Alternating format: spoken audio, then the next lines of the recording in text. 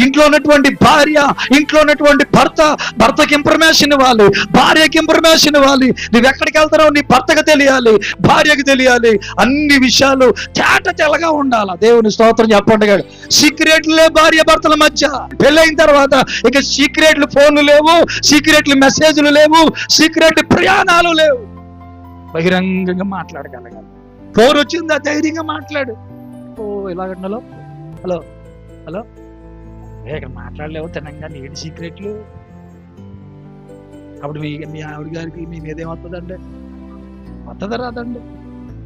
దాన్ని క్రియేట్ చేసుకునేది ఎవరో? మాట్లాడు, స్పీకర్ ఆన్ చేసి మాట్లాడు. హలో చెప్పండి, హలో మాట్లాడలేడు. ఇక్కడ మాట్లాడే దమ్ము ఉండదు. ఎక్కడికి వెళ్ళిపోయి హలో అలా స్పీకర్ మాట్లాడలేడు మాట, ఎక్కడెక్కడో మాట్లాడుతూ ఉంటాడు వెళ్ళి. ఏంటి సీక్రెట్లు ఏంటండి? భర్తకు చెప్పపోతే ఎలాగా, భార్య చెప్పపోతే ఎలాగా, నీ ఫోన్ నెంబర్ తెలియపోతే ఎలాగా? అలా ఆవిడ తెలియకుండా వేస్తారు లాకులన్నీ. స్క్రీన్ లాకు, ఫోటోలు చూడడం లాకు, యూట్యూబ్కు లాకు, ఫేస్బుక్ లాకు.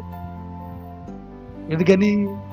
ఈ సీక్రెట్లన్నీ ఎవరెవరి ఫోటోలు అందులో ఉన్నాయో, ఎవరెవరి నెంబర్లు అందులో ఉన్నాయో, ఎవరెవరికి మెసేజ్ పెడుతున్నాడు, ఇవన్నీ అలా ఆవిడ తెలిసిపోద్దని చెప్పేసి అన్నిటికీ లాక్ మాట.